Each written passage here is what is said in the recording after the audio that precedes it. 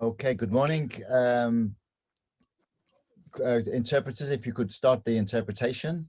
Good morning, everybody, and welcome to this, well, I think we're going to call it a think shop on addressing growing income inequalities in cities through inclusive local financing. So a think shop is kind of like a workshop, but the idea is that we think a lot and are really open in our sharing of ideas and maybe come out with some pointers of where to go in the future.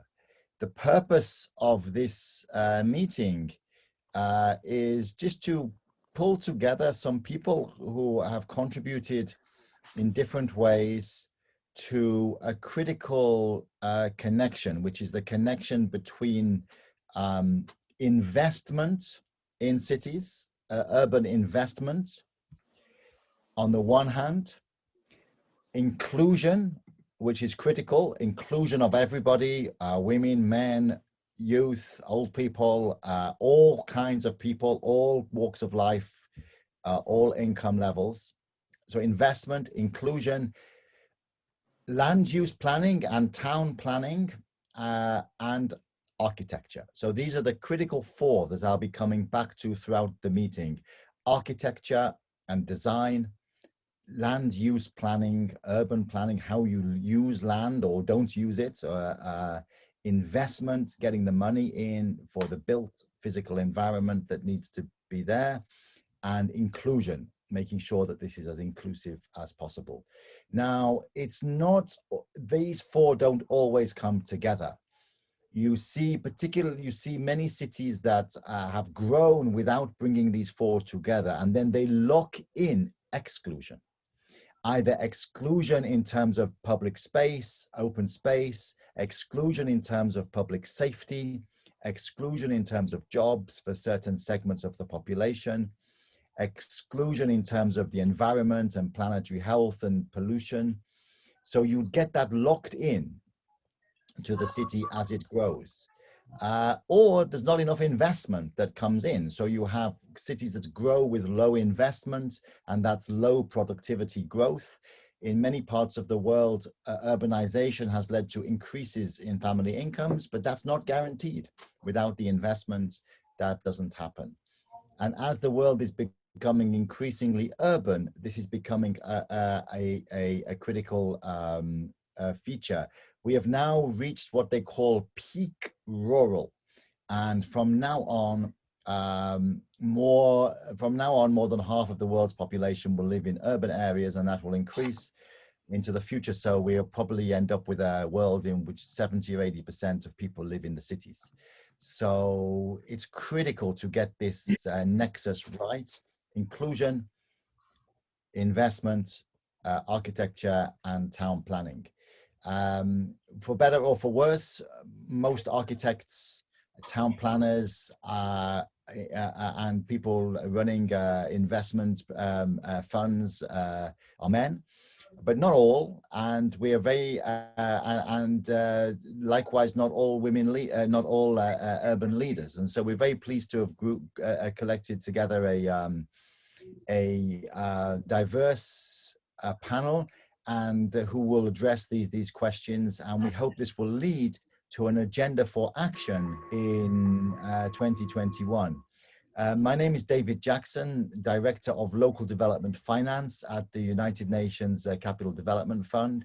And we have a mandate to work on the investment angle, investing particularly in least developed countries, and working with banks, development banks, ministries of finance, local governments, and others. But of course, investment in the abstract is meaningless. Investment for what? And that's what we hope this this meeting will help us to identify, how you bring together those four elements. So to begin, I would like to ask Honorable Mayor Chowdhury from Bangladesh. Thank you so much for joining us to share your thoughts on what I've said and to make a brief presentation. Over to you, Honorable Mayor.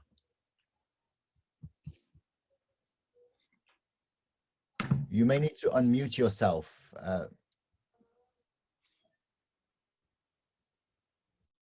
Thank you, Mr. David Jackson.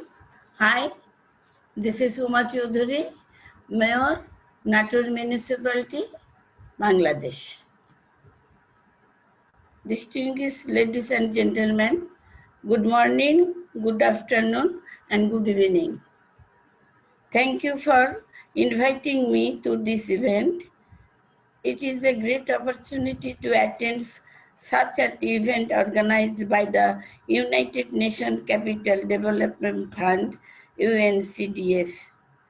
It's a good to find that UNCDF is planning to initiate an intervention inclusivity to create an exclusive human environment in municipalities. I would like to state some of the good practices that Natur municipality has taken for economic opportunities for women and youth.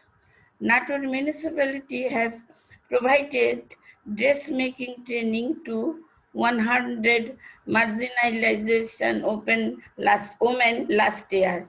It distributed 100 sewing machines to those trained women. It provided computer literacy training to young people and adolescents and referring them to business entities. A good number of official positions in Natur municipality have been filled in by women. On public service, the municipality contrasted to public toilets, youth separate facilities for men and women. 200 families living in slums have been supported with different income generating activities. 24,000 US dollar has been provided to them as seed capital grants for disabled people. 200 wheelchairs have been distributed. It conducts regular development activities like expansion of roads, drains, and footpaths, maintenance and street lights, waste management, beautification, drinking water supply, and sanitation, modernization of graveyard and cremation grounds. School development for minority communities, ensuring a women-friendly environment everywhere, cultural and sports development. However, there are some challenges to ensure adequate resources for such inclusive services. The intergovernmental fiscal transfer or annual development program grants is And actually, inadequate for Lanny, a put down this is Frankie's response to Chicky. I think it's my response. I think, growing Frankie, did you population of respond to this? I don't Natur. think. Colleagues, could you put yourself on mute if you're not speaking? Apologies, Honourable Mayor. I just want to make sure that everybody else is on mute. We get a bit of interference. Over to you again, Honourable Mayor. There is no special fund available for youth, women, slum dwellers, disabled marginalized or minority groups. There are not many diversified sources for increasing own source revenue. Collecting taxes regularly is a challenge. I would like to offer some suggestions on making Natur city inclusive and beneficial for everyone. We have to promote income generation activities for slum people, women, and marginalized minorities community. There is a need for constructing a market where women and transgender people can set up shops. More need-based skill development training needs to be organized for women and unemployed youth. Seed capital grant is required for income enhancement of the marginalization minority community living in the slum. There is need to promote health, hygiene, drinking water supply, and sanitation. Excuse me again. I Sorry. was calling you Ma'am, because please put yourself on. my Cisco phone is not working. Honourable Mayor, I'm Is there sorry any to way you can interrupt help you. me with Please put forwarding yourself my on calls mute on if you're my not direct speaking. phone The Honourable to Mayor my cannot make herself mobile? heard. Can you Please hear put yourself me? on mute. Hello? We can hear you now loud and clear now, I'm Honourable Okay, Mayor. thank you. Thank you so much. And sanitation intervention in the highly densely slum areas. I hope that Nator municipality would be able to work with UNCDF in the inclusivity initiative. I would like to thank UNCDF again for inviting me to this event. Thank you, everybody. Thank you so much indeed, Honourable Mayor, for your presentation. And that was extremely enlightening and I think a very good way to start the meeting. I'd like to ask everybody, please make sure you are on mute unless you are speaking, because then your voice comes over those that are speaking. So please do that. Maybe Amadou, if you can, I think you can mute people by force, I understand. Using this Zoom technology. So please see if you can do that. Now, what we will do is we will go to, I think next we will go to the Honorable Mayor Zandia Mutwalib of Mbali City in Uganda, if he is online. And then we will go to Montreal, Ms. Marie-Jose Meyer, who is the interim head of the Division of Diversity and Social Inclusion. Once we've heard from those three city representatives, we will have a small discussion, and then we will move to the second panel. Now, are you online, Honourable Mayor Mutwalib?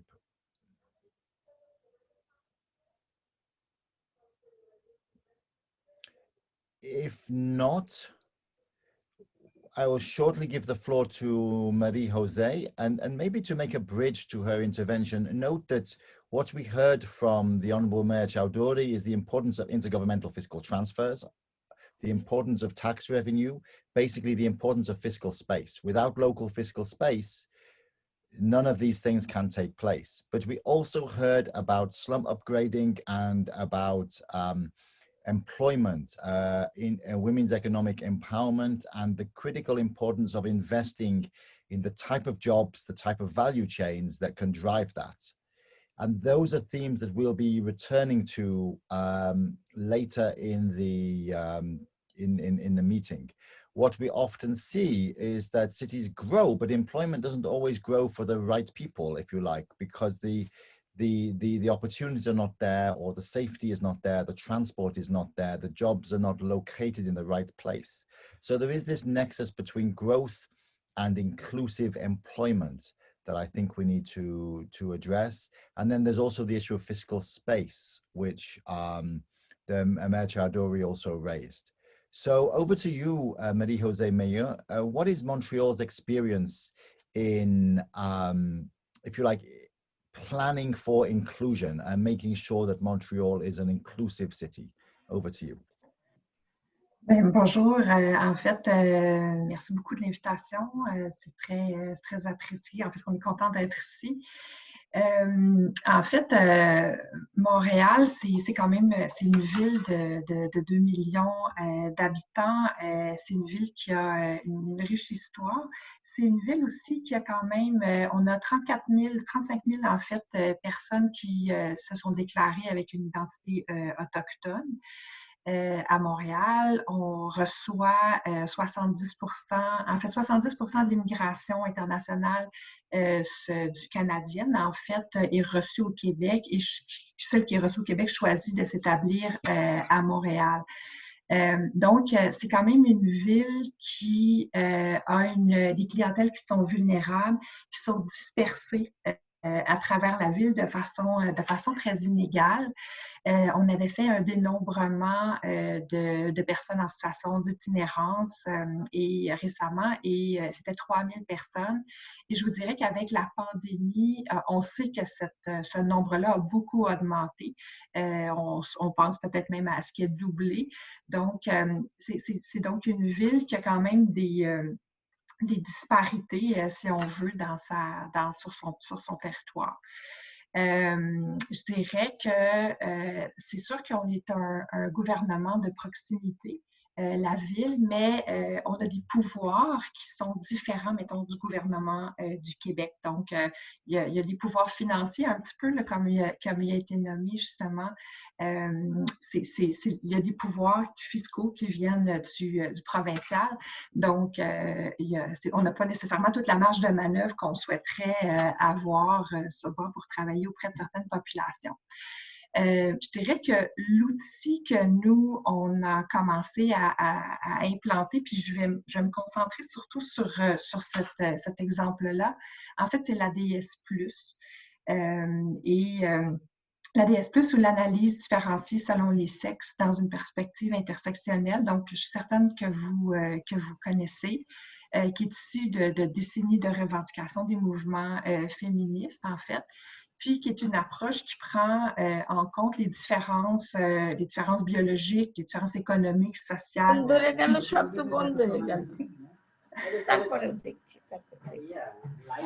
Donc, les différences économiques, sociales qui sont entre les hommes et les femmes. Et on vient ajouter le plus, en fait, qui vient prendre en compte les inégalités qui viennent s'ajouter à ça. Donc, l'origine ethnique, les inégalités qui sont basées sur l'âge, sur la classe sociale, sur le handicap. En fait, en 2018, on a voulu lancer un projet pilote. L'idée était donc d'implanter l'ADS, mais sur une plus petite échelle, de façon à voir après ça comment on pouvait le déployer au niveau de la ville dans son ensemble. Donc, on l'a fait sur 3 volets. Il y a un volet qui est plus au niveau de l'outillage, donc des outils comme des vidéos, comme des guides ADS 101, ADS plus 101, ce genre d'outils-là. Il y a toute une formation. Donc, en 2 ans, on va avoir formé 600 employés, on va avoir formé 80 personnes élues à la ville. Il y a tout un volet d'accompagnement. L'accompagnement, c'est vraiment pour aider les employés à rendre l'ADS très concret sur le terrain. Donc, comment on l'applique, qu'est-ce qu'on se pose comme question de façon à rendre justement nos programmes les plus inclusifs possibles. C'est bon pour nos programmes, c'est bon pour nos infrastructures, c'est bon pour nos consultations citoyennes. Donc, c'est vraiment dans tout ce qu'on fait de s'assurer que toute la population est le plus incluse possible.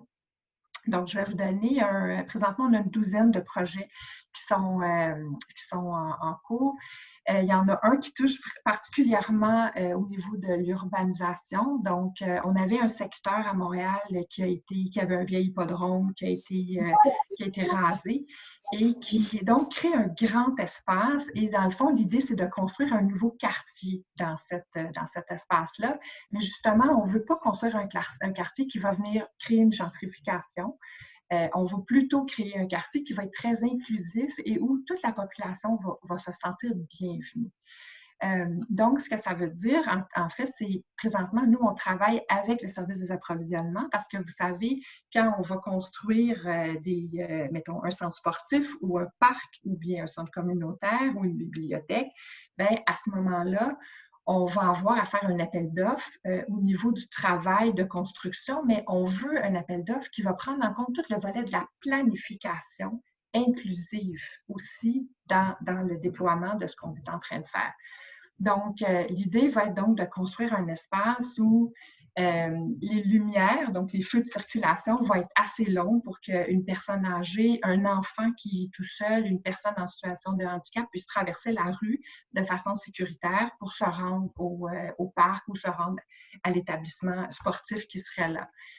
On va vouloir, s'il y a un parc, qui soit évidemment très bien éclairé, avec pas de petits coins de buissons, pour qu'une adolescente seule puisse traverser en vélo, traverser à pied et se sente en sécurité pour pouvoir le faire. Donc, il y a plein d'exemples comme ça qui viennent toucher les différentes personnes. Donc, si on parle des communications, on va vouloir utiliser des pictogrammes pour que les personnes qui sont allophones, donc qui parlent ni français ni anglais, vont pouvoir comprendre les indications, ce qu'on est en train de faire.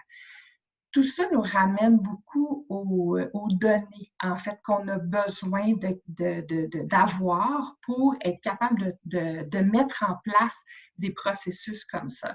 Donc, c'est important dans ces cadres-là, ce qu'on essaie de faire, c'est d'avoir des consultations, évidemment, avec le plus de personnes diversifiées possible.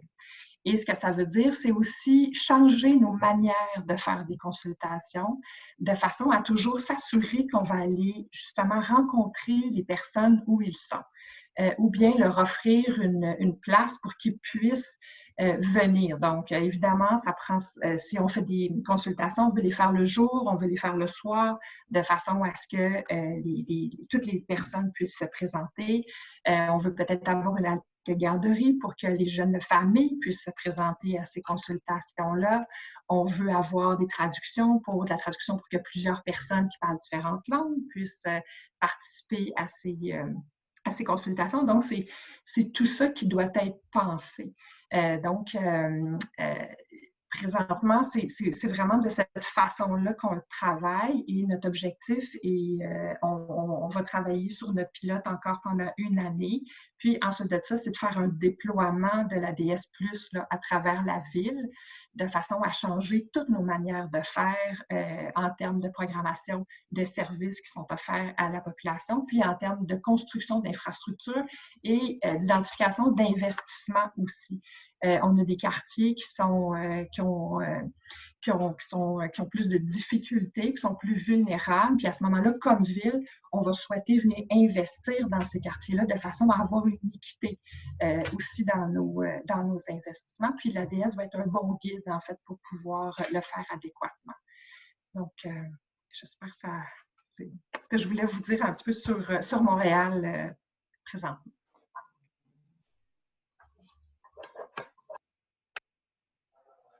Well, thank you so much indeed.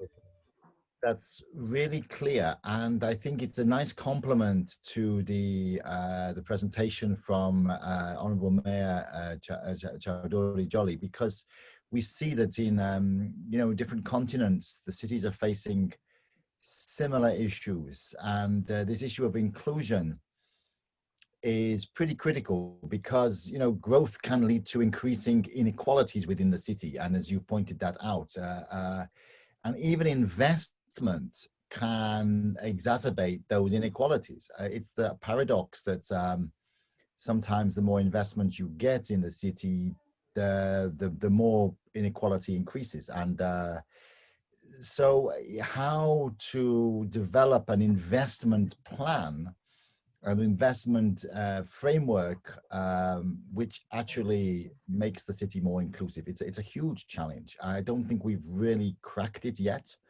but I think there are some good examples to learn from. And it's really good to hear that you're working on this in Montreal, they're working on this in Natore, and I hope that one of the things that will come out of this Inclusivity initiative is really a bit of a knowledge sharing and codification of some of these lessons. But before we move to the second panel, does anybody have any questions or comments from from what they've heard so far?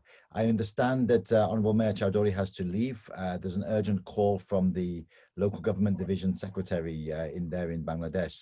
So good luck with that. Honourable Mayor, and any questions from the floor from what we've heard so far? I have a question. Please, go ahead. I would be interested in learning how the question of growth is being planned for in Bangladesh and also in Montreal.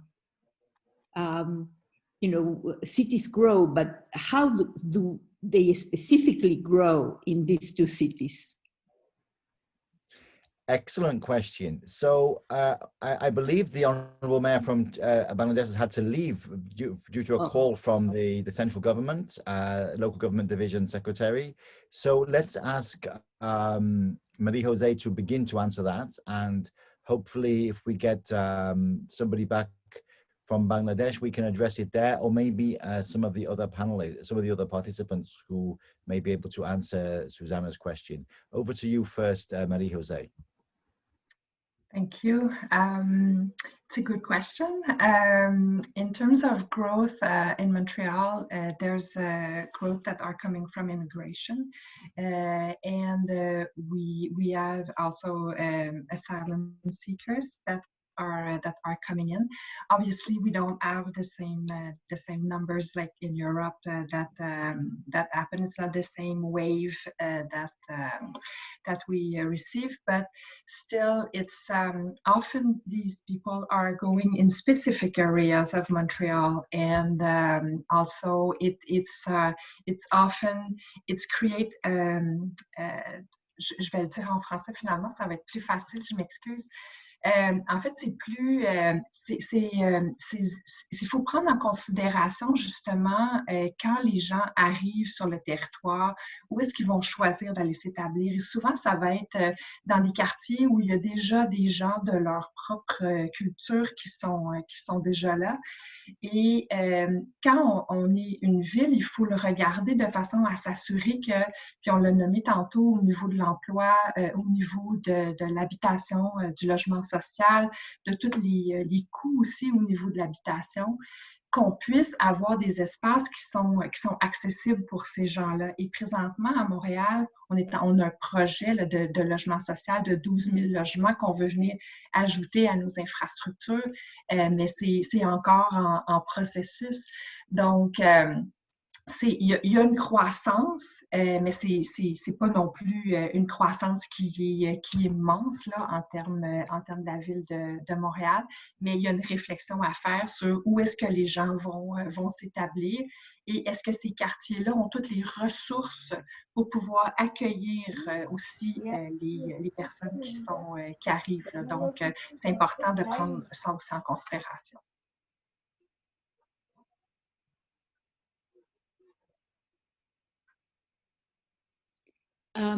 So if I understand what you're saying, the city becomes more dense when new people come in.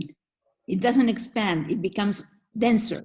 Yeah, well, there's both. There's some new development that are coming in, that are happening every year. So there's, yes, the city is expanding, but I wouldn't, on this side, but also on this side. But it's also that some of our neighborhoods are getting densified also, and some are very dense. So and they're not necessarily equipped to respond to all these needs or new needs that are coming in also. So, but we know now with the pandemic that denser is not necessarily better, right? Right. Oui, en fait, il y a des enjeux qui étaient liés à la pandémie. Puis, c'est sûr que les quartiers touchés étaient les quartiers qui étaient aussi les plus vulnérables. Il y avait une question de densité, mais il y avait aussi une question que les personnes qui travaillent, donc avaient des emplois plus précaires, et donc c'était des gens qui travaillaient sur la première ligne dans les épiceries, dans les pharmacies, dans certains cas le milieu hospitalier. Donc, ils ont été très au front et à ce moment-là, ils ont attrapé la maladie et il y a eu une transmission après ça qui s'est passée. Donc, il y a toute une question même de santé publique là, qui est à réfléchir au niveau de la densité que vous avez nommée tantôt.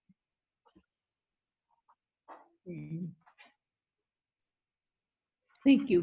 Thank you so much indeed. We'll come back to this issue of density a little bit later. I see that the mayor of Natori is back. Are you available to speak again, Honourable Mayor? And if so, the question was, how are you planning for this growth in population that you are experiencing, and how do you relate that to inclusion?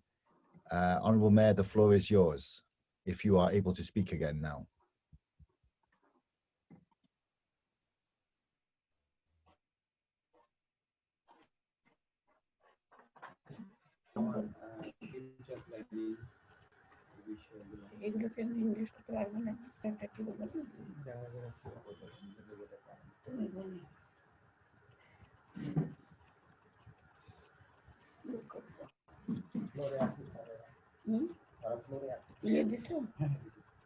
Honourable Mayor, did you understand the question? Are you able to, the question was, how is Natori planning for the growth, the expansion of the population, and how is it planning for inclusion as it is growing? Do you have any reflections on that, Honourable Mayor?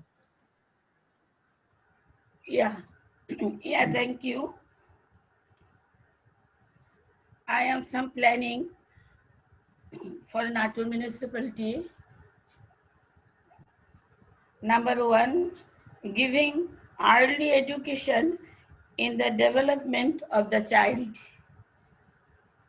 Establishment of hotline for prevention of child marriage or implementation of related project.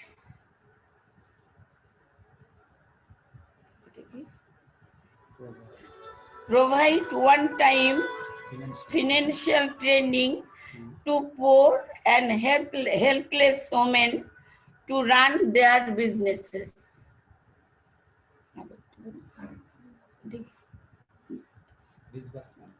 Disbursement of cash grants to involve rural poor women in income generating activities.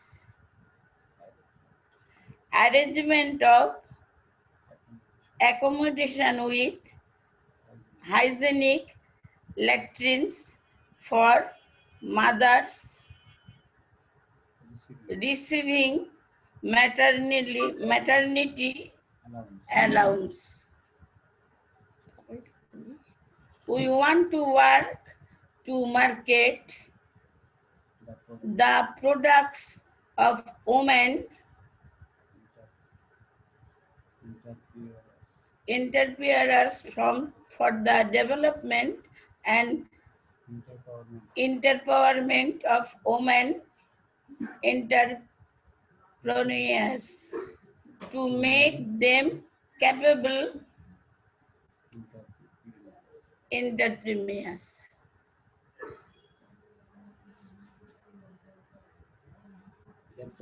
That's all.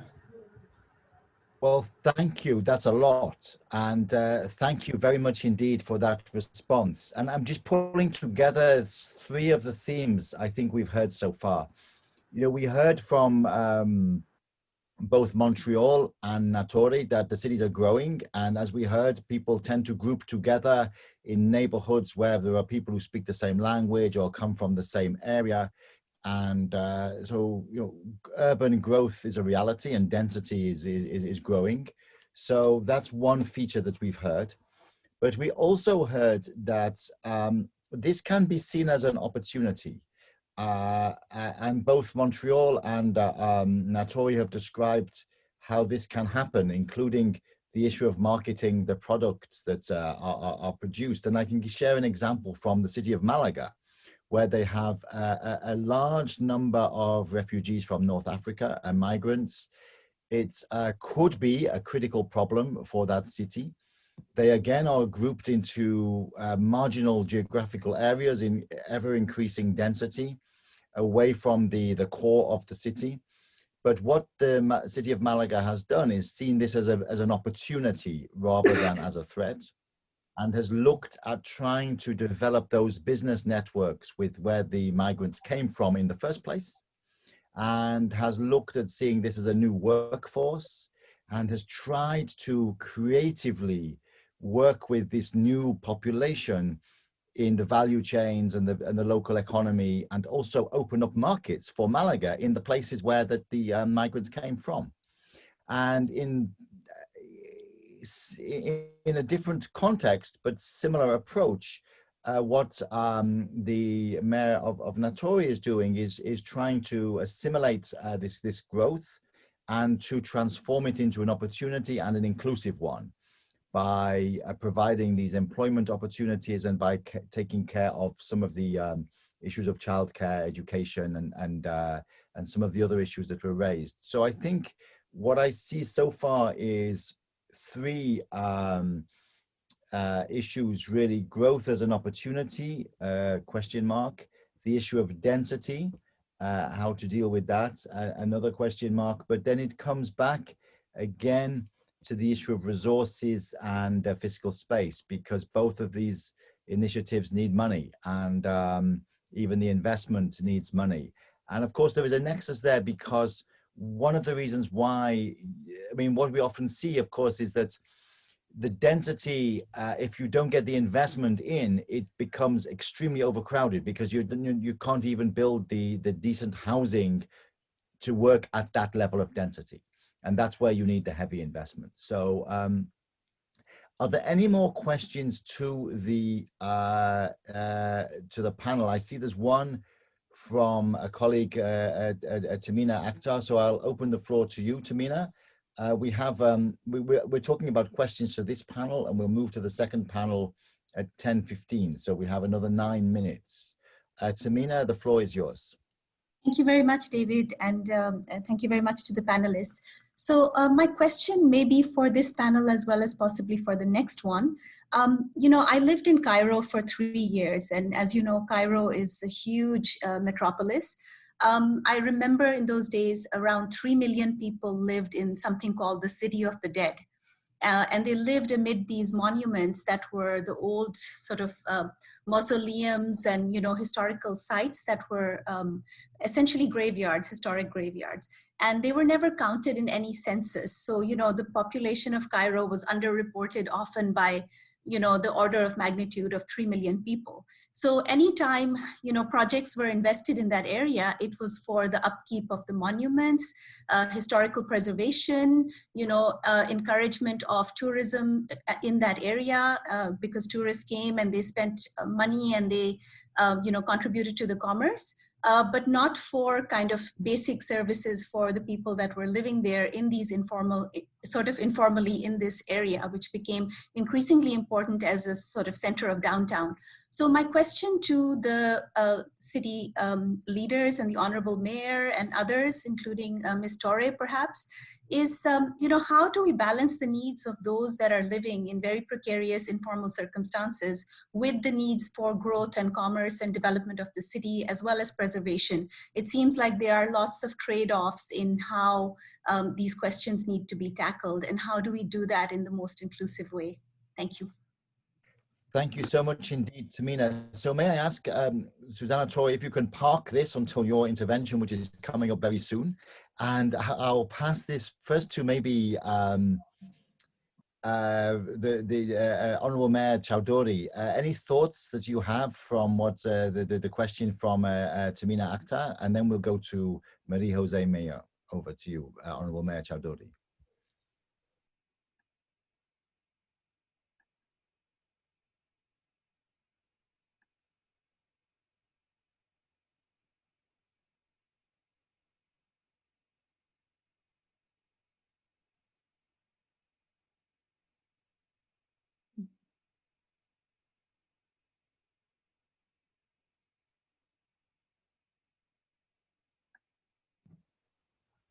The question was really about, I think, partly about how you contact people and how you include people.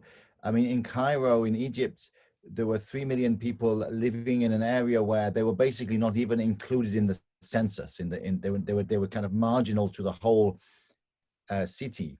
So how you bring these people in, and do you have to do that kind of outreach where you are in Natori, and how do you manage to capture the people that are there in your thinking, in your planning? I don't know if that makes sense to you, Honourable Mayor Chowdhury.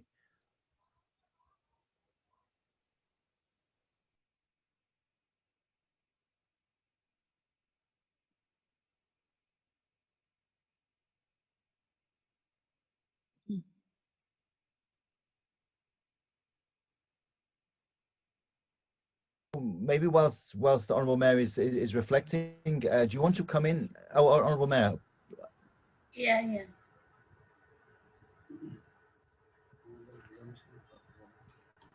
Well, we, we have 1 lakh more people live in Natur municipality.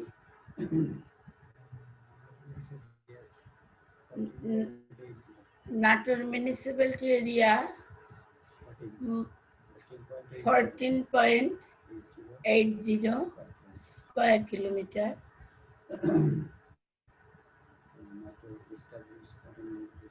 Natur municipality established 1869 years ago. Mainly our income sources so poor.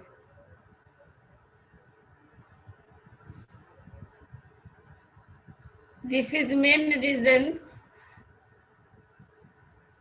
we cannot develop our municipality.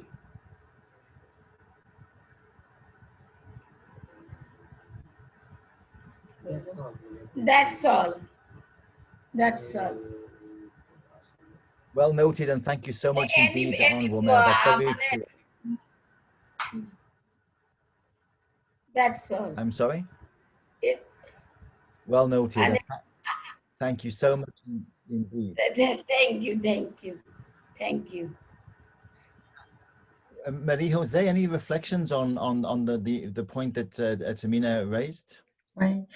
En fait, je pense que c'est un enjeu de données parce que c'est important d'avoir l'information. Et là, on parle des 3 millions de personnes qui étaient au Caire. À Montréal, quand on a fait le grand dénombrement pour savoir combien de personnes en situation d'itinérance qu'on avait sur notre territoire, ben après ça, on a utilisé ces éléments-là pour voir comment on était pour mettre des refuges particuliers, tous les programmes qu'on met en période hivernale, parce que nous, quand il fait froid, on ne peut pas évidemment laisser les gens dehors, c'est dangereux.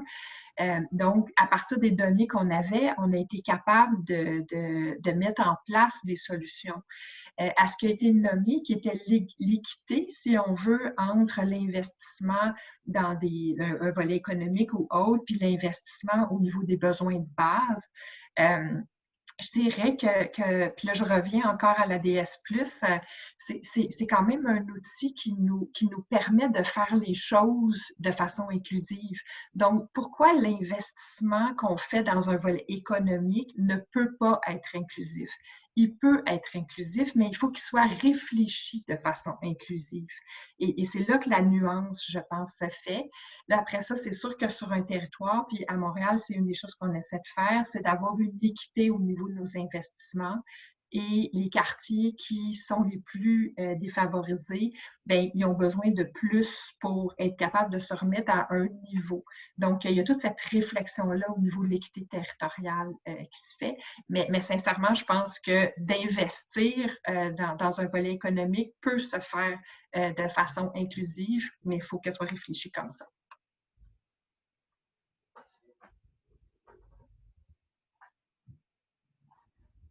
Very clear.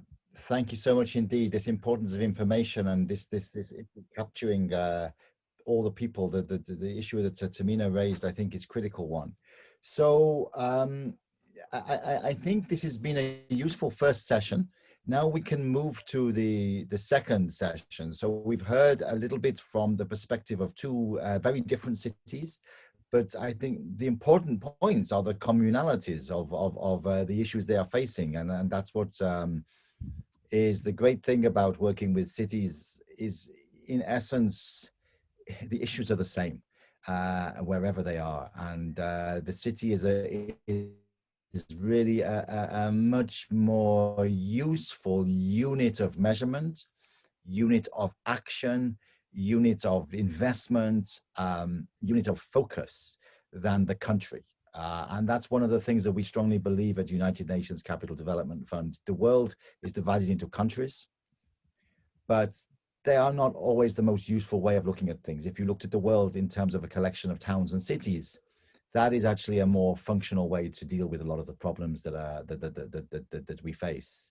And with that, I would like to pass the floor to our guest, Susanna Torre, who really has spent most of her professional life working at this interface between architecture and town planning, and between inclusion, women's rights, making sure that cities and the environment, the built environment, works for everybody.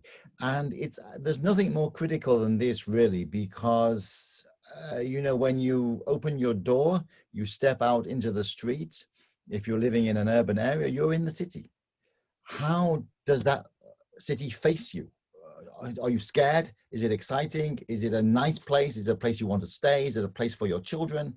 It's an existential issue, and it's one that doesn't really get enough attention in the development world. So over to you, Susanna Torre, and thank you so much for agreeing to share your thoughts with us as we try to build this inclusive investment agenda for urban areas. The floor is yours. Thank you. Good morning, afternoon, evening. The subject of growing income inequality in cities is huge, it's enormous.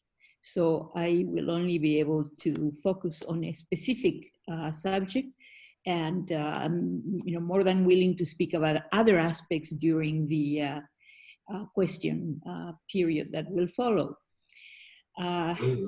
This growing inequality is especially acute for women in all societies, in large part because their traditional role as caretakers of children and the sick or elderly limit their earning capacities, especially now with the pandemic confining them even more so to home.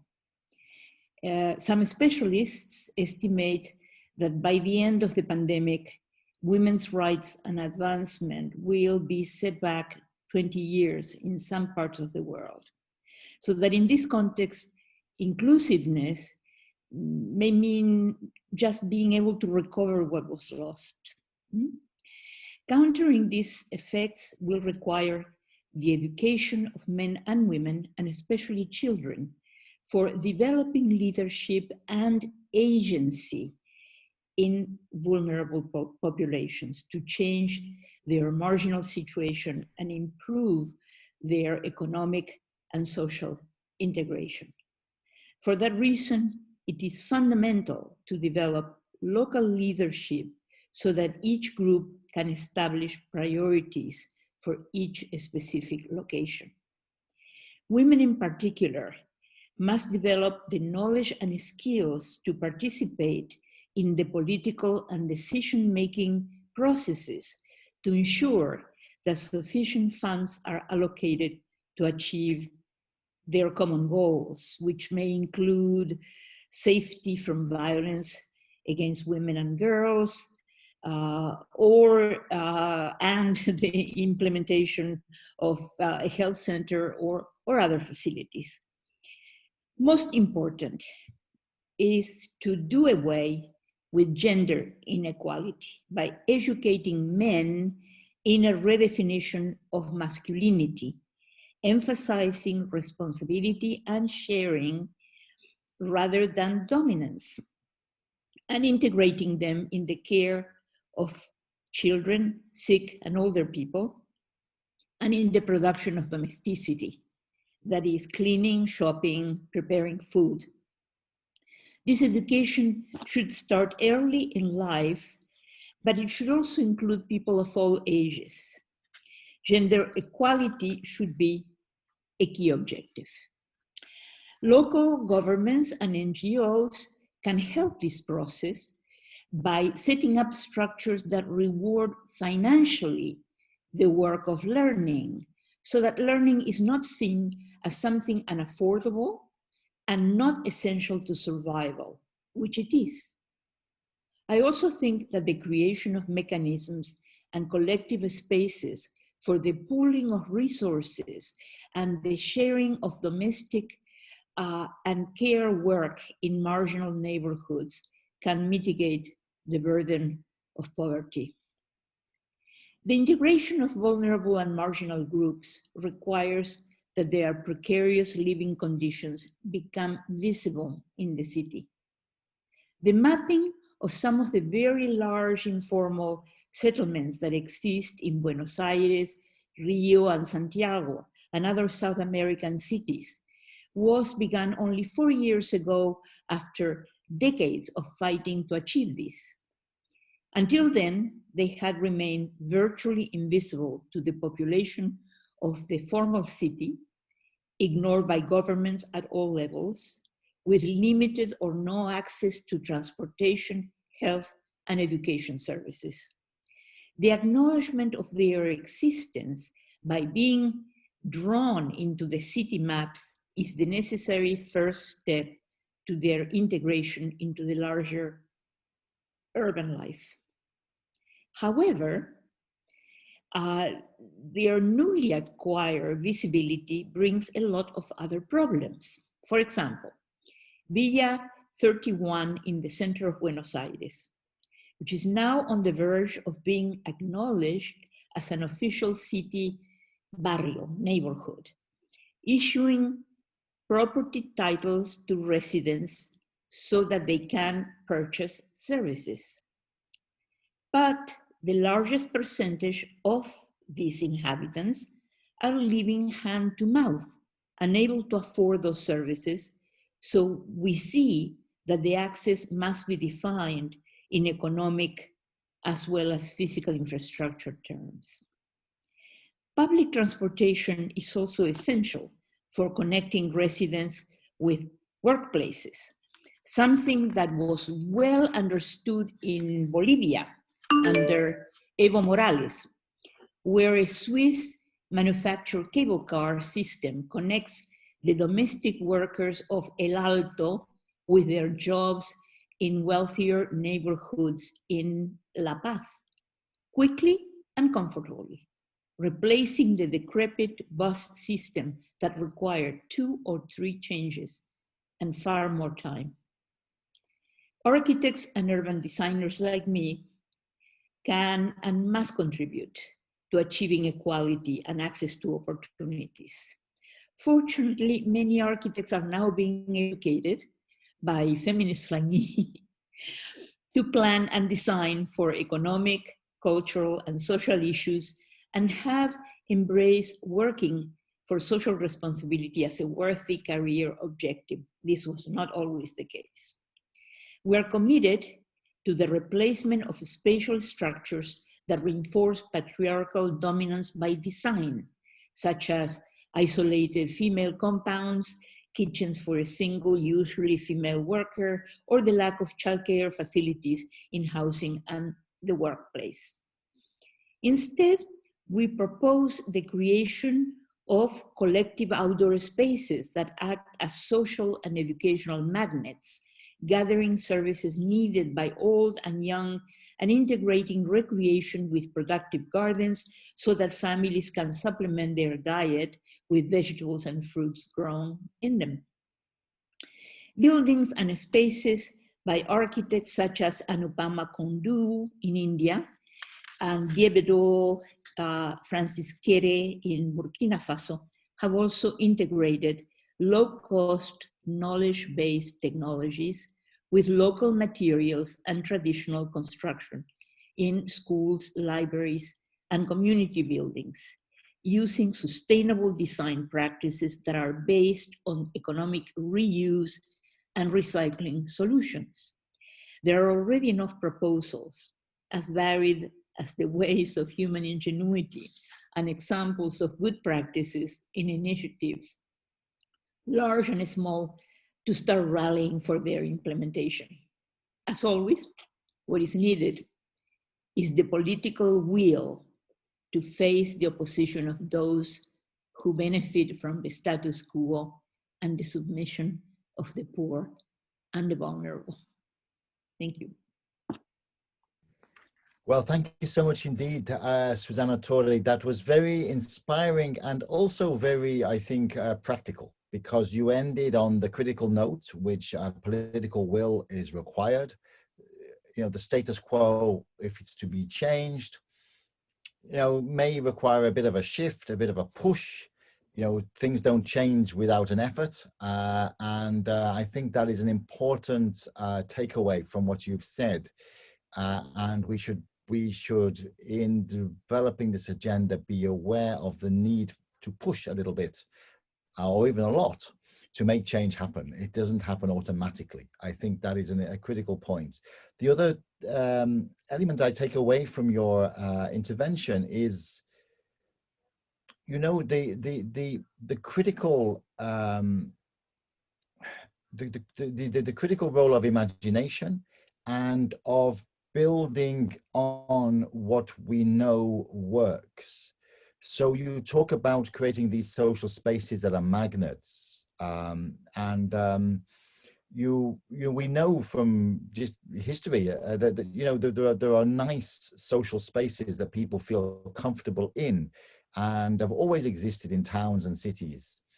And in investment, when you're investing for a growing city, it's important not to destroy those places, but to build on them. And just a practical example from the city that I grew up in, there was a very famous neighborhood which wasn't very wealthy, but people were relatively, I mean, it was a nice place, although it wasn't a wealthy place. But they decided, in order to upgrade the housing, that they needed to knock all the houses down and create what they called streets in the sky. So you had this very long block, which was about 15 stories high. And instead of having the streets at the ground level, you had them on top of each other. Of course, it never worked. People were too scared to let their children play in these streets in the sky in case they fell off. You didn't get the movement, the social interaction, and you destroyed what was a key part of that city in terms of its economy, in terms of its social space, its cultural space. And they hadn't really planned for that. And I don't think they were really aware of the door-to-door economy, people selling things door-to-door and things like this. And this is in the United Kingdom in the 60s when they created it. And it took, the city never really recovered from that. That change, the center of the city. So I think the example you give of La Paz in Bolivia, with this cable car that connects the people, basically connects domestic workers and people working in the service industry with their work in a very convenient and rapid way, really strikes a chord. I mean, that's the opposite example. That's an investment which works, which implies imagination. And when one thinks of some of the issues that are often highlighted in other parts of the world in terms of safety, in terms of public safety and particularly safety of women in transport, and when one looks at the commuting time is increasing as poorer people are at the outskirts of the city, but the employment is in the center of the city, and the commuting is on these very packed minibuses, and there's often a lot of safety issues with regard to that. You can see how transport becomes an inclusion issue, and that's where an element where investment with imagination needs to take place. So I think that this was a really powerful intervention. And the next presenter will be from Cities Alliance. And we're going to ask Giulia Macci to speak. You know, so Giulia leads a program at Cities Alliance called Cities for Women. And for those of you that don't know, Cities Alliance is an alliance of institutions, including UNCDF. We are a full member of Cities Alliance. And it works really well. Let me leave it to Giulia to say what it's doing. So Giulia, over to you. Thank you, and thanks to UNCDF for this invitation. I hope that my screen is visible. Are you able to see it? Yes, we are. Perfect. Yeah, Cities Alliance is a global partnership that includes multilateral organizations. Also, UN Habitat is one of our members, UNCDF, but also national state, association of cities, association of NGOs and community-based organization. And we work both on operations on the ground, but also on advocacy. And I'm really pleased to be here. And I think it's a very interesting and important conversation. So I'm happy that UNCDF is taking the lead also to focus on this topic. At Cities Alliance, we have recently launched this program. It's a global program that really focuses on gender equality in cities, and this is the work that I'm leading at Cities Alliance. My background is as an architect and urban planner, so I really appreciated also the intervention of Madame Torre. We look and we tackle gender equality with a citywide approach. So we really look simultaneously to different interlinked dimensions of gender exclusion. So I think Susanna mentioned already some of them. If we look at the economy, investment, women don't own in many countries land and housing, so there is still a big gap between men and women in terms of control of assets, and also women represent the majority of the informal sector. So someone before mentioned the city of death in Cairo. Well, all these informal, invisible citizens are, for the majority, are women. Also in terms of safety and in terms of access to public space, women don't feel safe because of the actual risk of being raped. Today is the International Day for the elimination of violence against women, by the way, and we are still far behind, really far to really achieve a free cities from violence. But also women don't feel safe because of cultural and traditions, so they cannot go in certain place. Also in terms of access to urban infrastructure and basic services, there is still a huge gap. Access to toilet is a huge problem in many cities, but also in terms of collecting water, women are still responsible to do these tasks. They have to do multiple trips a day to collect water for their family, and this exposes them to a high risk of gender-based violence, but also health risk, and also limit their time for education or productive economic activities. And of course, also their time in participating in decision-making. That's why only 12% of the mayors worldwide are women. So there is also a problem in the decision-making, in the political space. So Cities Alliance really focus on the urban governance process, looking really at the forms of engagement that women are also taking in cities. Women are extremely active at the community level. We can see that in all our experience, also in informal settlements. And we really need to have ways to capture the needs, the expectation and capacity and will of women. We need data. We don't have data, especially qualitative data. So we have to fill the gap. And we have recently developed a framework that really look at this gap. We developed a series of indicators looking at 4 spheres of engagement. So the economic engagement, social capital, political engagement, and then what we call precondition, really trust, mobility, living condition, tolerance, what make a city inclusive as a first place. And we rate from critical to full the level of engagement of women in that specific domain.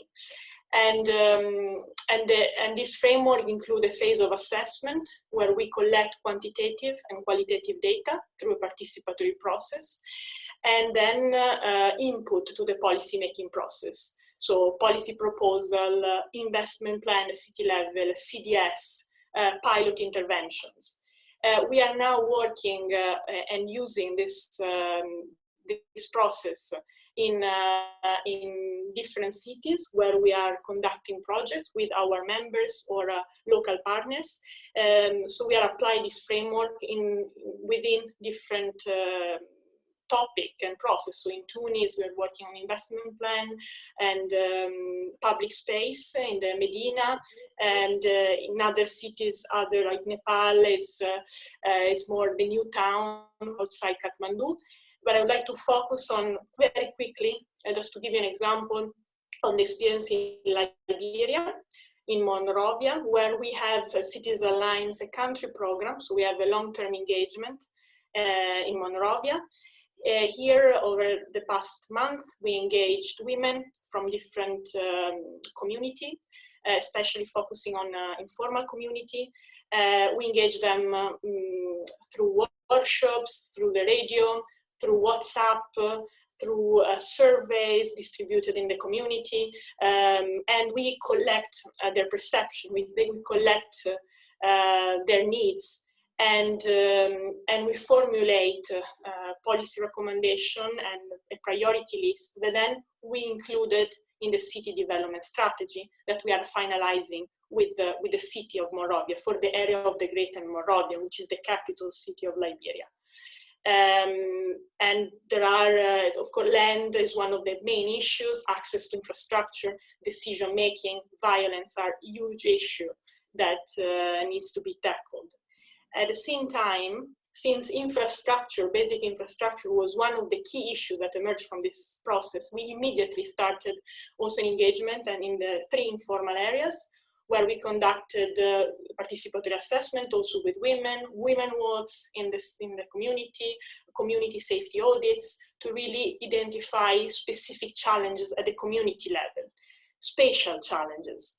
And we realized that harassment, for instance, and lack of participation in decision-making was linked to access to safe drinking water and health facilities.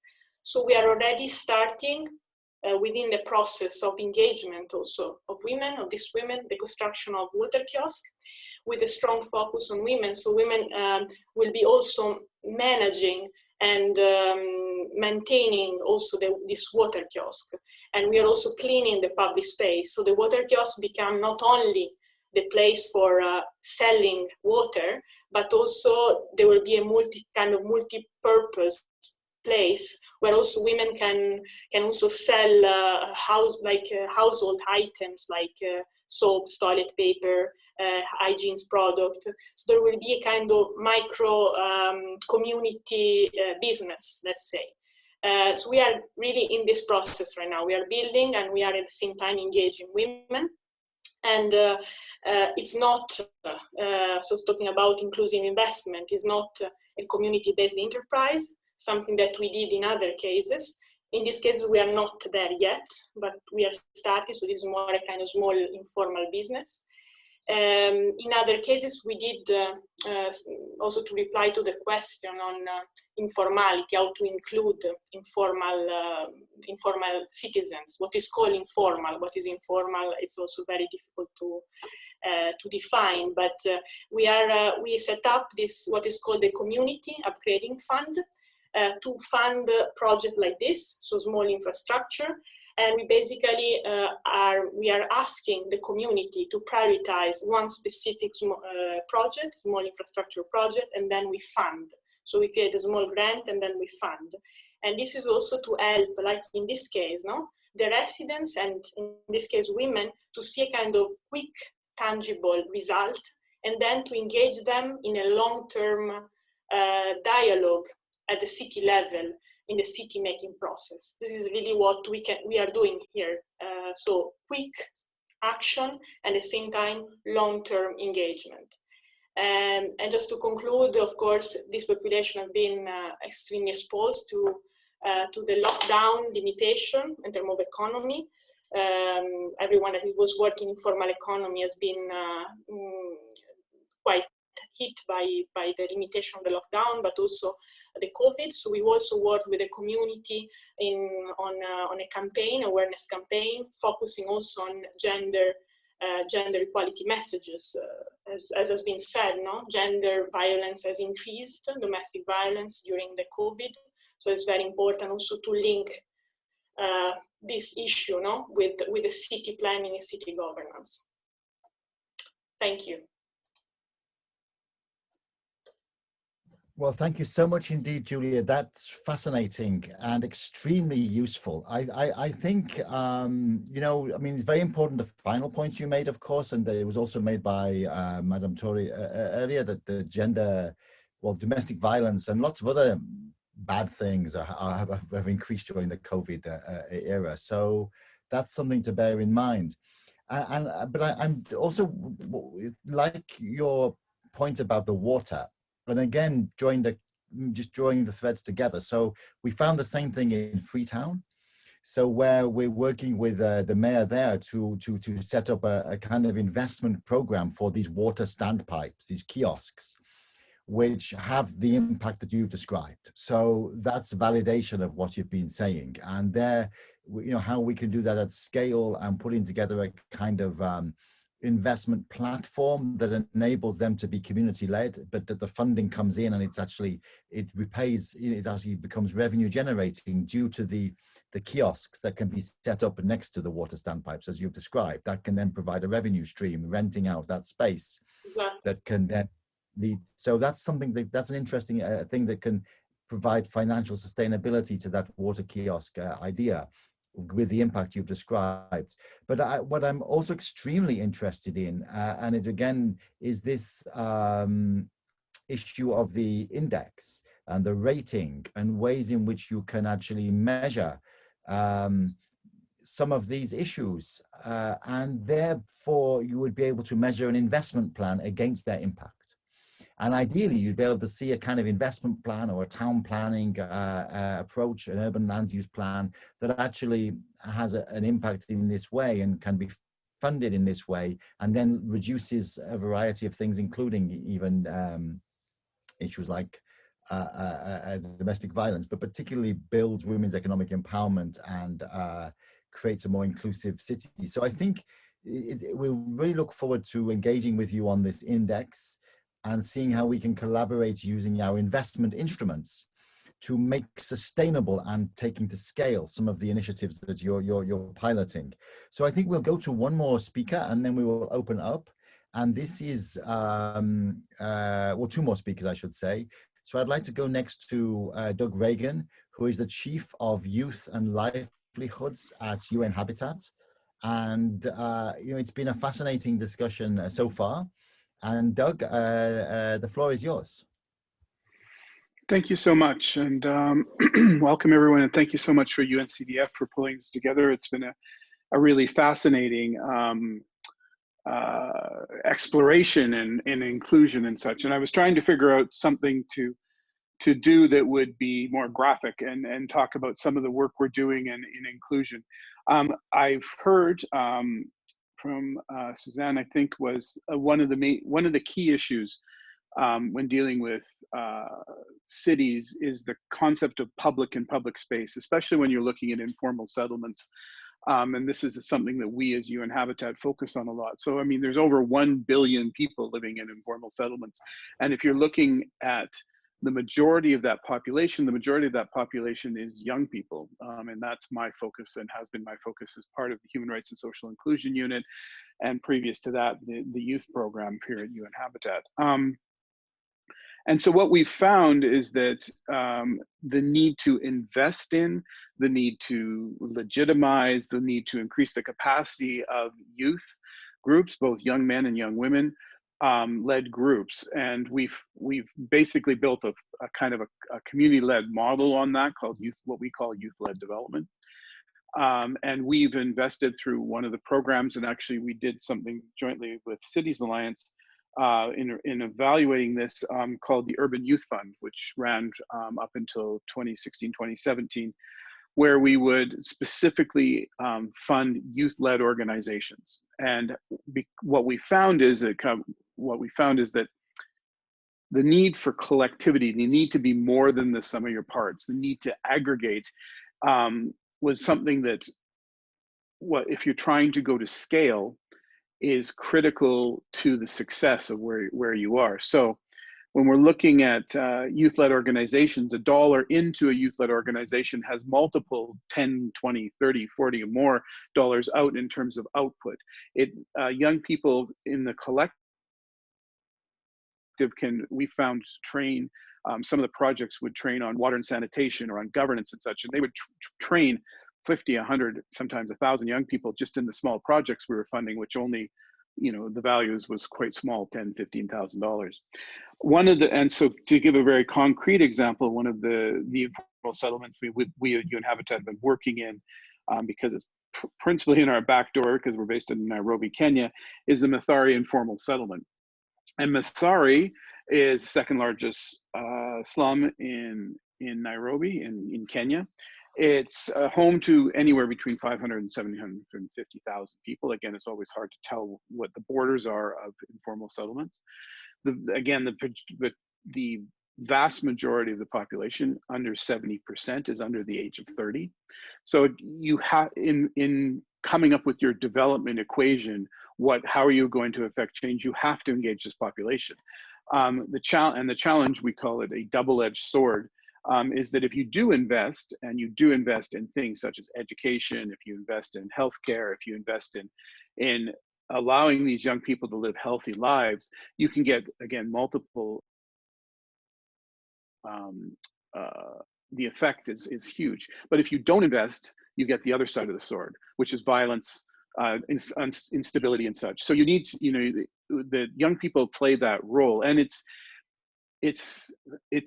kind of a Johnny-come-lately of the UN and of the governments of the world that this is the case. Other than a fact is it's local government that recognized this in early 2000s.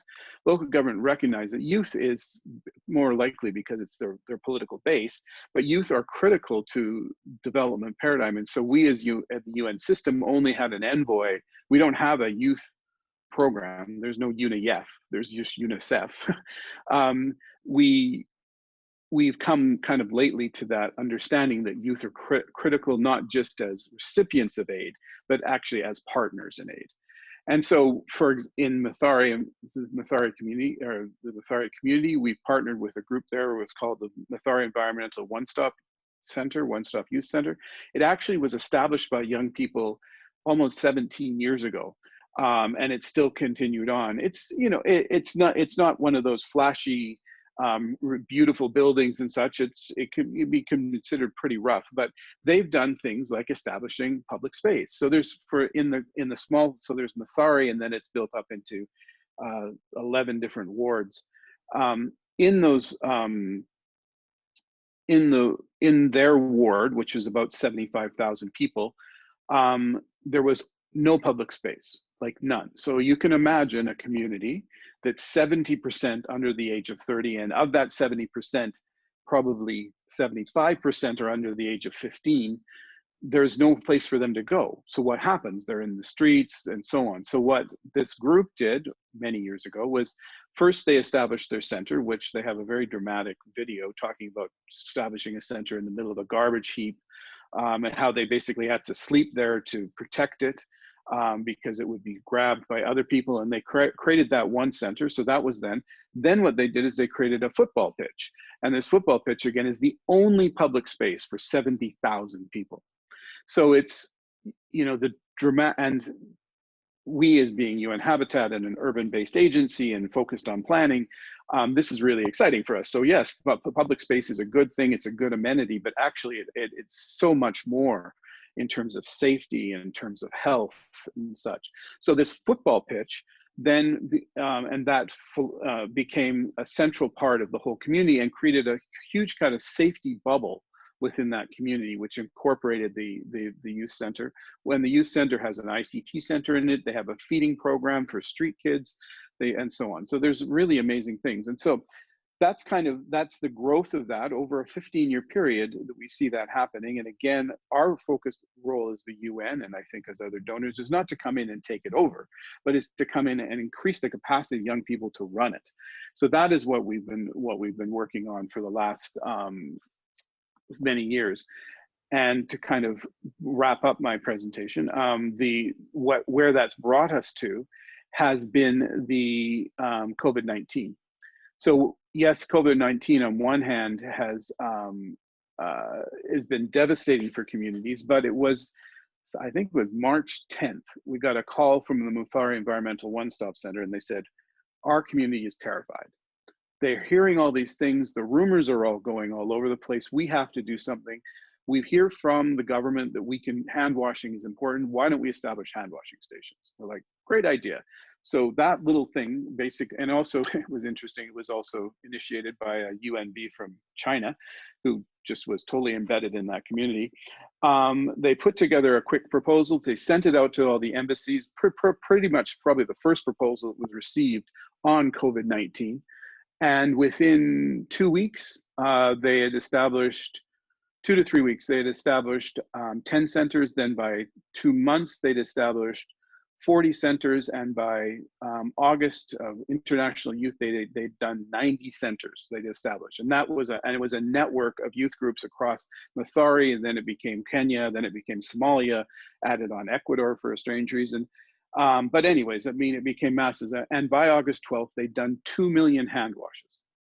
So, I mean, and if you look at the statistics, again, you can't epidemiologically link this, but the Mathari and the different places that these engagements were had much lower levels of COVID compared to other parts of the city.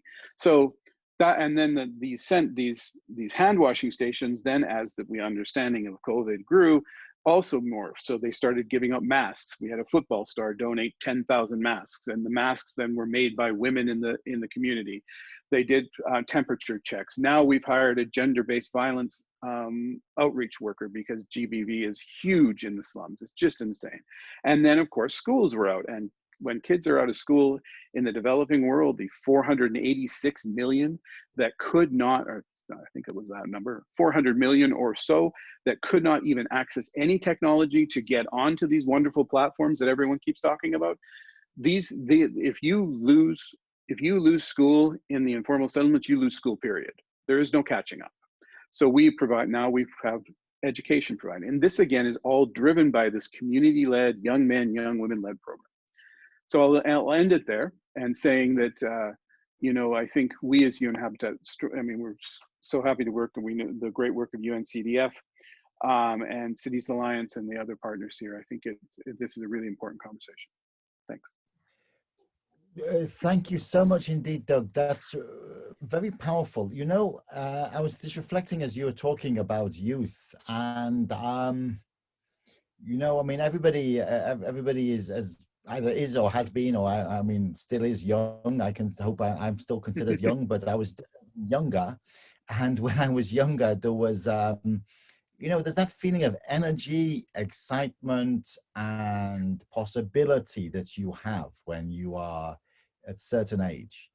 And I think this is where, you know, the city, the built environment has to be able to creatively and positively channel that.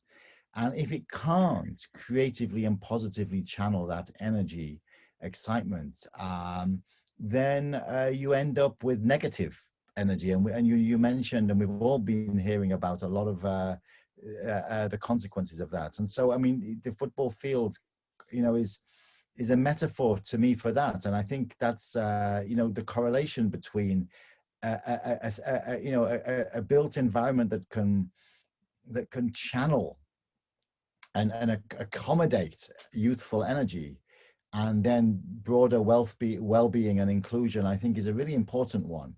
And you've provided a very practical case study in a variety of ways, and then bringing in the COVID angle as to how that works. And I like your point of, you know, that the investment in youth and the leverage you get from it. And, you know, that is a key issue, I think, in all urban areas. I mean, young people tend to like urban areas. It provides outlets for their excitement, but how to not stifle that, but accommodate it in a positive way. And that is a really good way of looking at this nexus between investment, inclusion, architecture, and land use planning. I think it's you've just really nicely summarized the meeting by providing a really good case study into how we need to look at that kind of nexus. So, you know, with others that have spoken, we'll be reaching out to you after this conference to see if we can see how we can pull together some of these strands of this conversation, you know, moving and take it forwards. You know, there are a couple of publications out there that some of you may or may not know. There's this book called Happy City, which is basically it's a kind of urban design book. So they come at it from different angles, either the architect's angle or my angle, the town planning, which is more about land use planning than the architecture itself, or the economist, which is the other hat I wear, is the economist and the kind of investor angle, or again, the inclusion angle. And in terms of, so to wrap up, I think I'll give the floor to Samina Anwar, who is the program manager of our Inclusive and Equitable Local Development program. And Samina will talk a little bit, you know, from her perspective as the inclusion angle, and how we can really maybe pull some of these strands together. And so the floor is yours, Samina. And then after this, we'll wrap up, and we will certainly, this will be the beginning of a conversation, and we will note down what has been said and circulate it and hopefully take this forward. So Samina, the floor is yours. Thank you very much, David. Thank you, everyone. It was a very interesting discussion. I'm just going to talk very briefly about you know, bringing all these threads together, what we are planning to do at CDF in terms of like taking this work forward. And we are very excited to you know, have this panel at this point that gives us like kind of help us to brainstorm collectively, but also in terms of the you know, taking the work forward, some very concrete ideas for us as well. So I'm going to briefly talk about the new Inclusivity initiative that David referred earlier as well, which is very much linked to the discussion that we are having in terms of like bringing this holistic approach, looking at the investment nexus with the enabling environment access, as well as looking at the deep pockets of inequalities. How do we kind of like tackle all of these at the same time for a meaningful impact?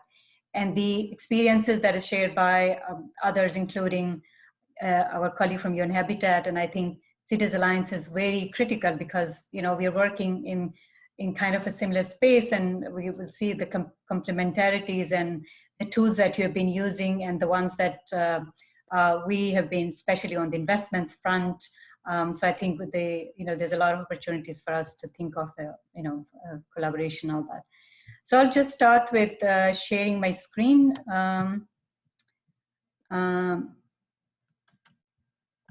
So give me 1 second, please.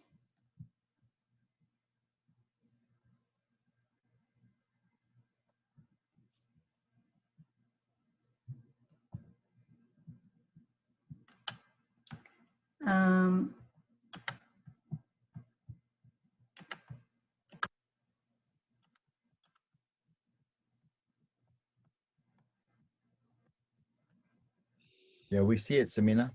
But you see something else. I'm trying. No, we see the presentation. Oh, you see the presentation. Okay, perfect. So yeah, briefly, I think, as I said, I'm going to talk about the approach within for UNCDF that we are looking at in terms of addressing these deep-rooted income inequalities in cities, especially using our niche local financing instruments that we will be, you know, looking at other policy enabling environment issues as well. So just briefly again on the concept itself, as we said earlier, you know, we are looking at how cities are being rapidly growing and how do we transform these cities into spaces of opportunity, especially for those which are, you know, vulnerable, including women and girls, you know, settlements which are at the peripheries, poorest segments. So to respond to that, we are looking at how do we kind of like target these local investments, both, you know, public investments, but also like how do we bring in private investments for kind of addressing these issues that are at the core of, you know, inequalities in cities. So there are a few areas that we are looking at it in terms of the niches where, for instance, better affordable housing, social services, and income earning opportunities related investments are key for us.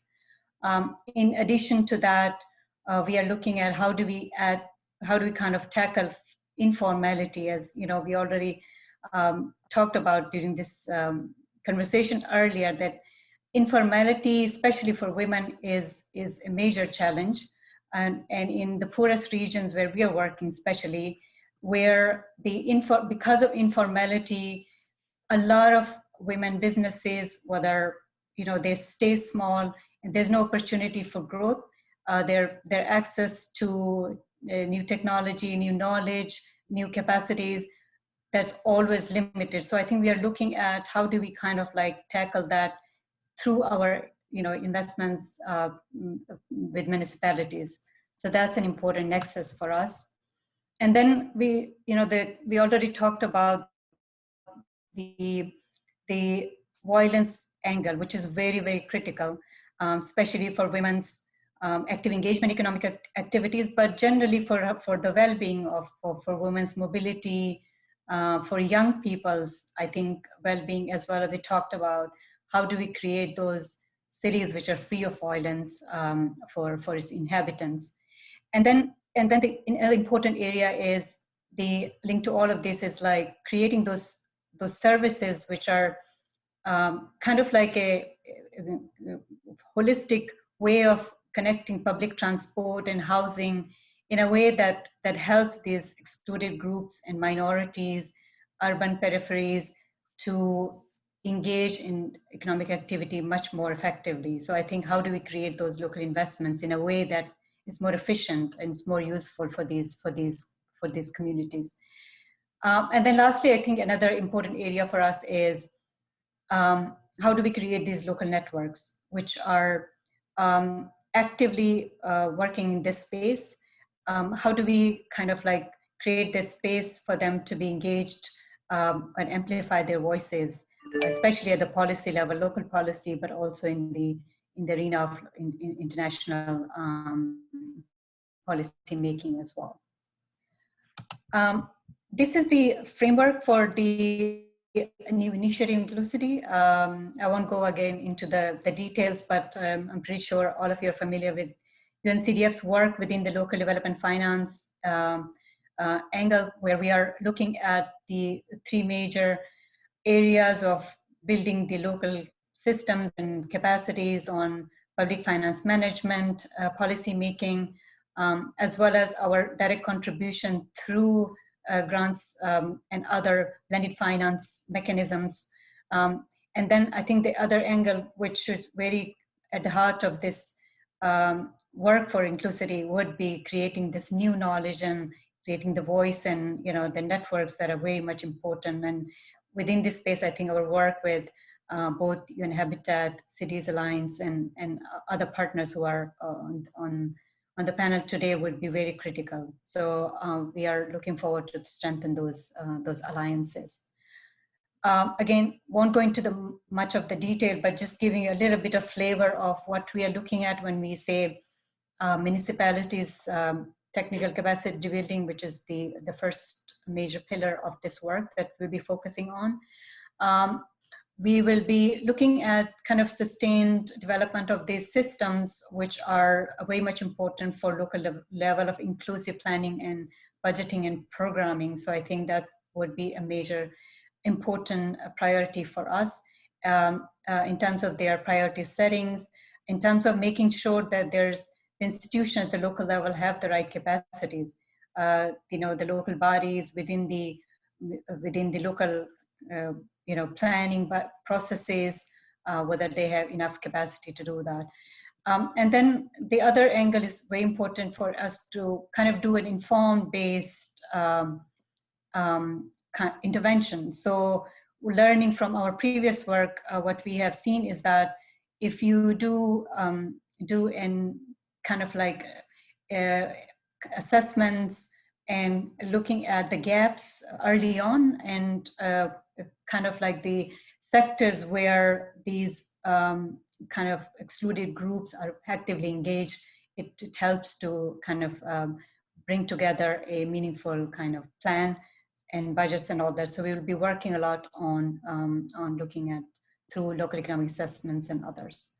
And then, as I said earlier, we are also looking at strengthening specific institutions, local government institutions, which are responsible for the inclusion aspect. Sometimes they may not be entirely part of the local bodies, but we saw institutions like Women Development Forums in Bangladesh, for instance. They are every part of the municipalities, but at the same time, they may not have the right access to resources or the, or role in decision making. So how do you kind of strengthen these local body institutions, which are so close to local populations, and they are ear and eyes when it comes to like looking at the issues that are coming out, but how do you strengthen them and connect them to the policy making and resource decision making kind of bodies. Secondly, I think which UNCDF, as David also mentioned, like, this is our bread and butter, looking at how do we bring in our investment approaches, our instruments to this area to address in exclusion, to address kind of like bringing those peripheries into mainstream. How do we create those opportunities through our investment tools? So some of the things that we are looking at is the performance-based grants through municipalities, to looking at the inclusive economic development agenda. This is very important for us. And then secondly, the mobility, safety, security, ones that we mentioned earlier, especially linked to youth and women and other minorities. I think it's very important to create those investments, creating those spaces for their better mobility and safetiness. So I think investments dedicated to these would also be part of this initiative. Thirdly, especially for this, the relation to slum dwellers and also like poorer neighborhoods generally, I think the housing projects would be a critical item to also address through our investments. So we'll be focusing on that, building on the work that we have done in the past.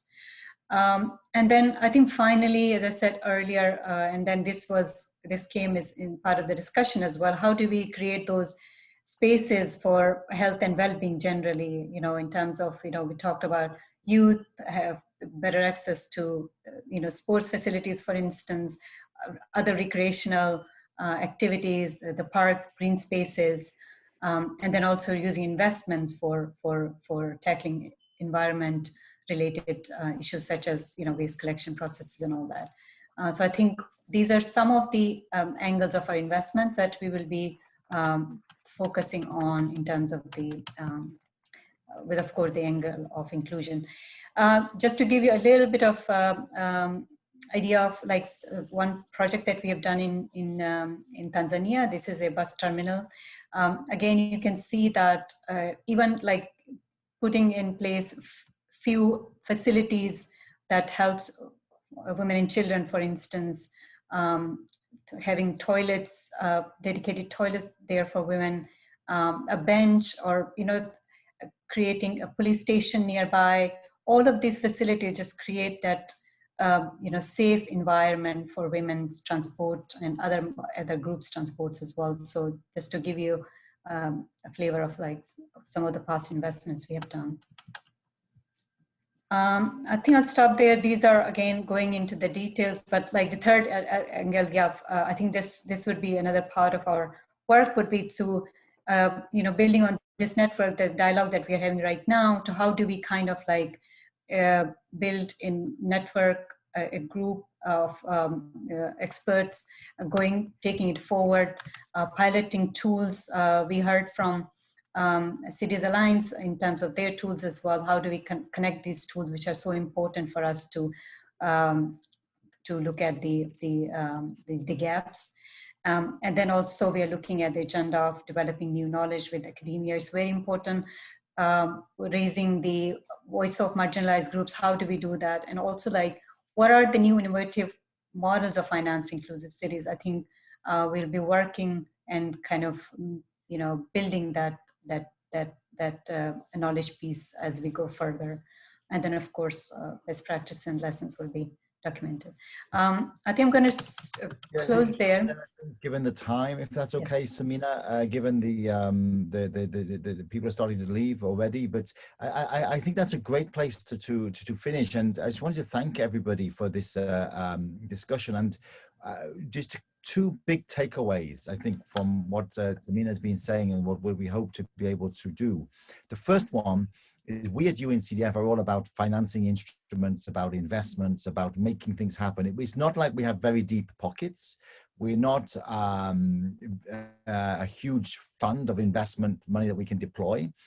But what we do have is expertise, ability to do loans, ability to do guarantees. We have a third-party managed fund called the International Municipal Investment Fund, which is a cities dedicated fund, a private equity fund. We also have 30 years of working with ministries of finance, with central banks on intergovernmental fiscal transfers, on public financial management, on local procurement. And that bus station that Samina demonstrated is a really good example, in the sense it was financed it financed itself. We built a structure that was able to finance itself through a revenue generating stream, but the design was 100% influenced by the things we've been talking about at this meeting. So I think that's the nexus we would like to bring. If Cities Alliance, UN Habitat, and many others have a lot of deep experience, and if there were the work that was outlined, for example, by Susana Torres, the La Paz a kind of cable car, how to get that cable car in other cities, how to put a financing structure that can do that elsewhere, how to take to scale what Habitat has done in Nefari, or how to make these water stands that we talked about through Cities Alliance in Liberia, how to make them happen across Monrovia with a financial structure. So I think it's all going to be about teamwork. It's not I think this is an umbrella. Let's build an ecosystem where we all work together, and let's be inclusive in the way we do this, and hopefully through this ecosystem approach, and with bringing in our financial elements, we can really pull together these four themes: the financing, the investment, the inclusion, the town planning, the land use planning, and the architectural design. So thank you very much indeed, everybody, and we really hope that Susana Torre, you will work with us on this, Julia Machi, Doug Reagan, and others that have indicated in the chat box. We'll send a note around following this meeting, and then we'll see maybe what we do next. And hopefully we can take this forwards into next year, and then maybe to give a bit of a vision. Who knows if a city might issue an inclusiveness bond that would be able to finance investments in its inclusion, and the measurement of the inclusiveness bond would be the kind of thing that Cities Alliance were talking about as well. So basically the bond will pay a financial return, but the bond will also measure its impact along the lines you were talking about. And if it doesn't measure its impact, then it can't go ahead. So it has to give that impact as well as giving a financial return, but it is a bond that somebody can invest in. Let's see. I mean, I don't know if we'll ever get there, but let's try. But I think the examples of La Paz gives us great hope. I mean, that system will have had to pay for itself. So there has to be a financing network built in there. So thank you very much indeed, everybody. It's been a great meeting. Thanks for staying a little bit over time. and have a great rest of the week. Thank you. I guess we all owe ourselves a round of applause. Thank you so much, and we'll be in touch. All the best. Bye-bye. Thank you.